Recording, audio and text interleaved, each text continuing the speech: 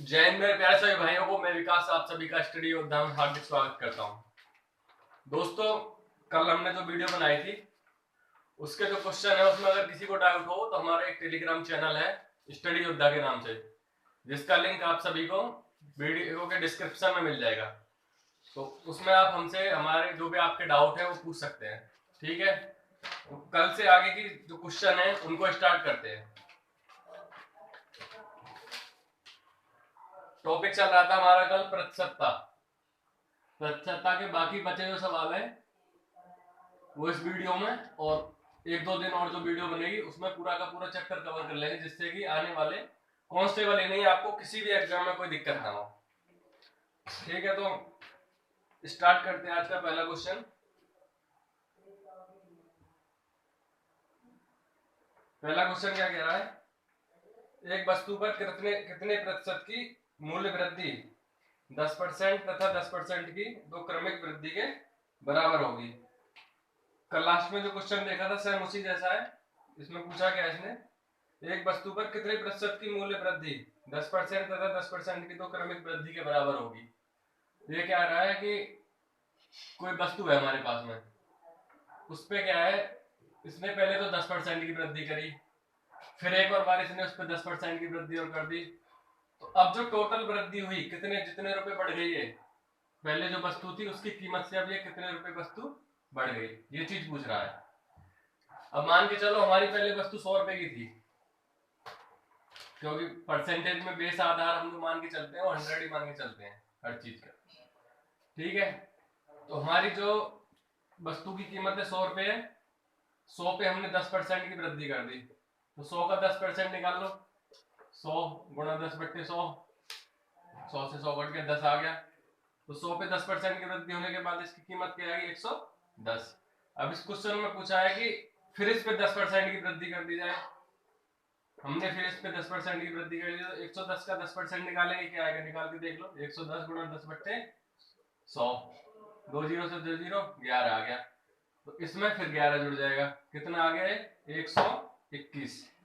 अब क्वेश्चन में पूछा है कि अगर ये हम एक साथ ही इतनी वृद्धि करते दोनों की कितने के बराबर होगी। पहले की कीमत हमारी 100 रुपए, अब 121 हो गई, तो 100 से कितने ज्यादा हुई, 121 रुपए ज्यादा हो गई। तो ये जो वृद्धियां निकल के हमारी पहले पे 100% गुणा 100 परसेंटेज में वैल्यू हो जाएगी इसकी 21%। अगर हम 10% की दो वृद्धि ना करके एक साथ अगर 100 पे इसके बराबर वृद्धि करते तो हमें 21% वृद्धि करनी पड़ती। ठीक है, ठीक है, अगला क्वेश्चन देखते हैं।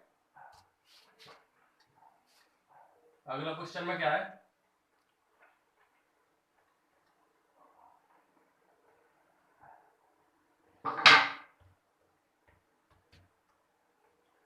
अगले क्वेश्चन में कह रहा है कि एक परीक्षा में 93% छात्र सफल होते हैं तथा 259 छात्र असफल हो जाते हैं, तो परीक्षा में छात्रों की संख्या क्या है।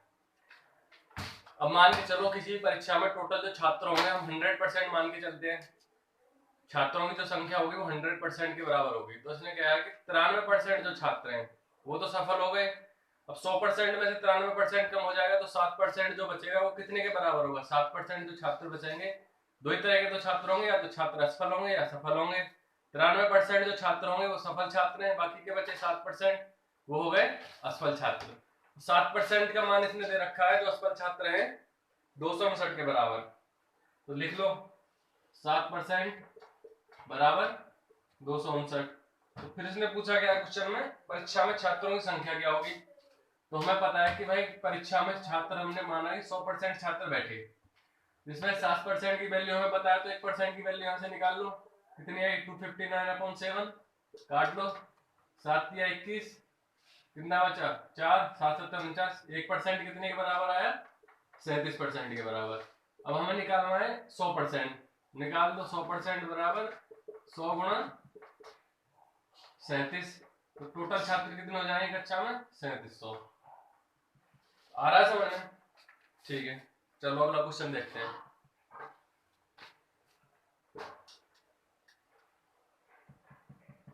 अगले क्वेश्चन, ठीक है भाई, तो अगला क्वेश्चन देखते हैं।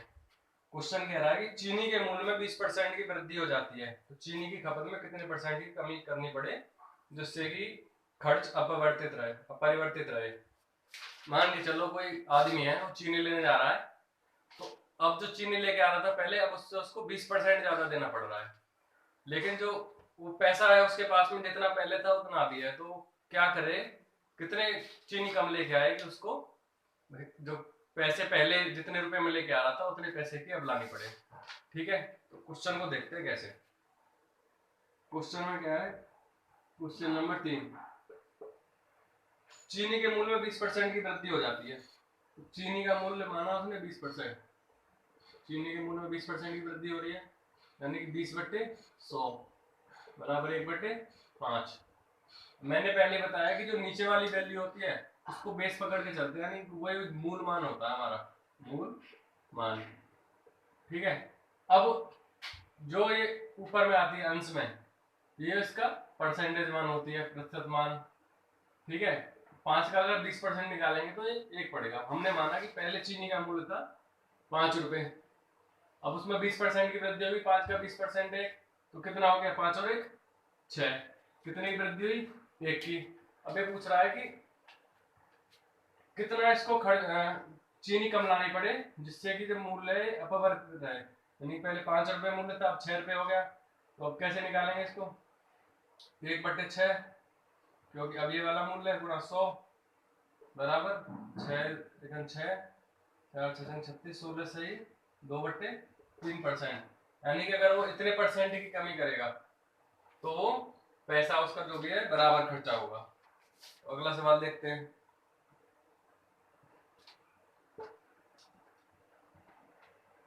अगले सवाल में क्या कह रहा है, किसी संख्या को पहले 20% बढ़ाया जाता है और फिर उसे 10% घटाया जाता है, तो प्रतिशत कमी या वृद्धि क्या होगी।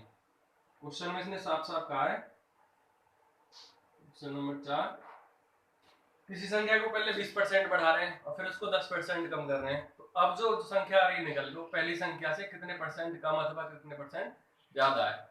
हमने माना कि कोई भी संख्या 100 है, ठीक है, 100 मान के चलिए हमने संख्या, क्योंकि 100 पे परसेंटेज एकदम बेस रहता है पूरा, 100 इजी रहता है पकड़ना। 100 मानी, अब ये कह रहा है कि 100 पे पहले तो इसने 20% की वृद्धि कर दी, तो 100 का 20% कितना हुआ, 100 गुणा 20/100, 100 का 20% आ गया 20। तो अब 20% की जब वृद्धि हो जाएगी तो पहले अगर 100 रुपए की जो वस्तु आ रही थी अब वो कितने की हो जाएगी, 100 प्लस 20 120 रुपए की आ जाएगी। अब ये कह रहा है कि इसने इस पे 10% की कमी कर दी, पहले तो 20% बढ़ा दिया तो 120 हो गया, अब 120 पे इसने 10% की कमी कर दी, तो 120 का 10% निकालेंगे तो 12 आ जाएगा, 120 माइनस 12, 12 कैसे आया देखो, अगर 120 का 10% निकालेंगे तो 120 गुना 10/100, 2 जीरो से 2 जीरो कैंसिल, आ गए 12, 120 पे 10% कितने, 12 निकल गया, तो ये कितने के बराबर आ गया, 108। पहले जो हमने स्टार्टिंग में मूल पकड़ा था वो 100 था, अब ये 118 है, यानी कि इससे कितना ज्यादा, 8, कितने पे, 100 पे तो ज्यादा है। या तो इसको डायरेक्ट हमने 100 इसीलिए पकड़ा था कि डायरेक्ट जो वैल्यू आएगी हमारी परसेंटेज में आ जाएगी। अगर हम इसको 100 ना पकड़ते कुछ और पकड़ते तो हमें 8 के बट्टे में वाली संख्या लिखनी पड़ती है इंटू 100, तो हम इसलिए इसको 100 पकड़ के चलते हैं क्योंकि ये अपने आप में एक परसेंटेज मान होता है। ठीक है, अगला क्वेश्चन देखो भाई, अब अगले क्वेश्चन में क्या है, अगला क्वेश्चन है किसी किताब का मूल्य, सेम इसी तरह का क्वेश्चन है, आप करके देखो एक बार। किसी किताब का मूल्य पहले 25% घटाया जाता है और फिर 20% बढ़ा दिया जाता है, तो किताब की कीमत में वास्तविक परिवर्तन क्या आएगा। यानी कि अगर पहले वो 25% कम कर दिया उसका मूल्य और फिर 20% बढ़ा दिया, तो अब जो उसका मूल्य है वो पहले के मूल्य से कितने परसेंट कम है अथवा कितने परसेंट ज्यादा है। तो इसको कैसे निकालेंगे देखो,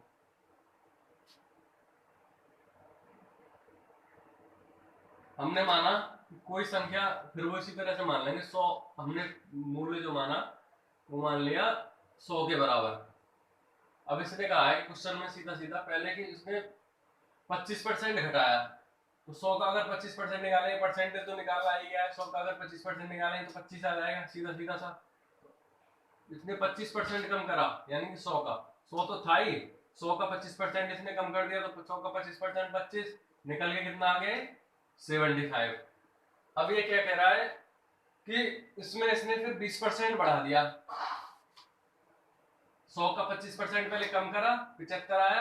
अब 75 का इसने 20%, 75 का 20% इसने इसमें बढ़ा दिया। 75 तो है ही, 75 तो है ही, 75 का 20% इसने इसमें बढ़ा दिया। तो अब कितना आएगा, 75 का 20% निकाल लो, 0 से 0, 75 दूनी 150, 150 बटे 10, यहाँ से 0 हटाओ, ये आ गया 15, 15 प्लस 75, ठीक है।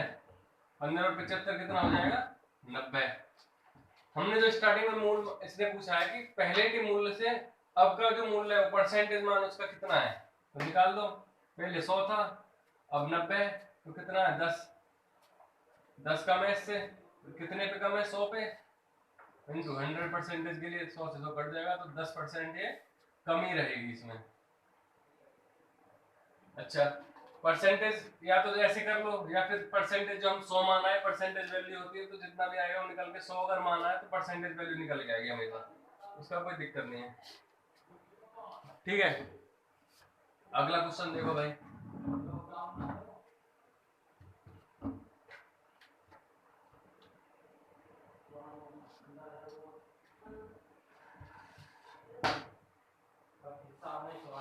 अगले क्वेश्चन में कह रहा है कि किसी वस्तु की कीमत 25% घट जाती है लेकिन प्रतिदिन बिक्री 30% बढ़ती है, तो प्रतिदिन की आय पर क्या अंतर होगा।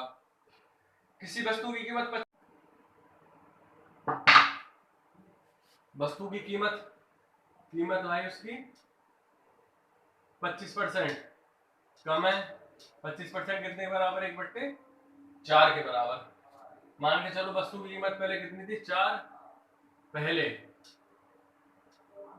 और अब 25% घट गई, तो 4 से 25% 1 हो गया, 4 का 25% कितना हो गया 1, जब 4 से 1 घट जाएगा तो कितना आ जाएगा 3, तो अब कीमत उसकी कितनी हो गई 3। अब उसने कहा कि उसकी बिक्री 30% बढ़ गई, जो उसकी सेल है वो 30% बढ़ गई। 30% कितने के बराबर है 30/100, 3/10, यानी कि अगर उसकी पहले जो 10 वस्तु बेच रहा था, अब वो 10 का 30% ज्यादा बेचेगा, 10 का 30% ज्यादा हो गया 3, 10 और 3 13, तो 10 से 3 कितना हो गया 13। यहाँ तक आ रहा है आप सबको समझ में, ठीक है। अब देख लो, मान के चलो पहले की कीमत 4 रुपए के हिसाब से वस्तु बेच रहा था और 10 वस्तु बेची, तो पहले उसने कमाए टोटल रुपए 40, लेकिन अब क्या है कीमत उसकी कम हो गई 25%, तो 3 रुपए की उसकी कीमत हो गई, और सेल उसकी 30% बढ़ गई 13 हो गई, तो अब जो उसको देने पड़ेंगे रुपए कितने देने पड़ेंगे 13 × 39, अब उसका जो खर्चा होगा वो होगा 39। अब देखो यहाँ पे ओवरऑल में क्या है कि अब जो पहले की जो कीमत थी, पहले की कीमत 40 थी, अब 39 थी, तो अब 1 रुपए घट गई उसकी कीमत, कितने पे 40 पे। ये तो पूछा उसने कि प्रतिदिन की आय अंतर क्या होगी, एक कितने पे घट गई 40 पे, तो अब निकाल दो इसका परसेंटेज, 40 से 2.5% निकल के आ जाएगा, ठीक है भाई। ये इसकी आय कितने परसेंट वृद्धि हो जाएगी इसकी आय में।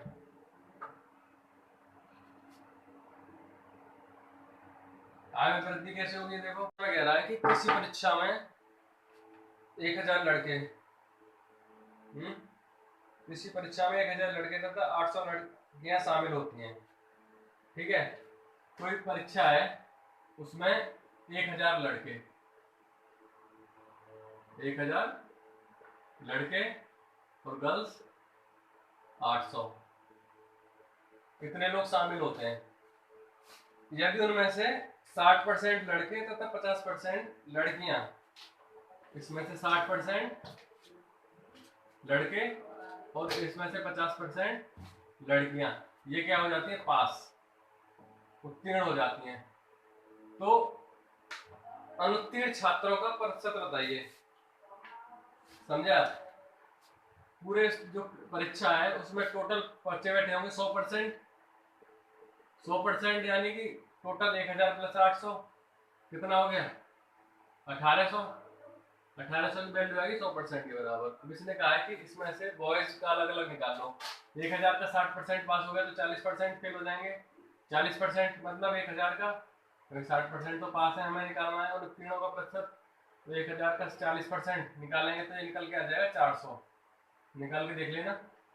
और इसका अगर 50% पास हो गया तो 50% यानी कि इसमें से आधे पास हो गए आधे फेल हो गए, तो 800 का आधा 400। अब देखो ये जो टोटल बच्चे निकल के आए, ये कौन से बच्चे हैं, ये जो फेल हो गए थे।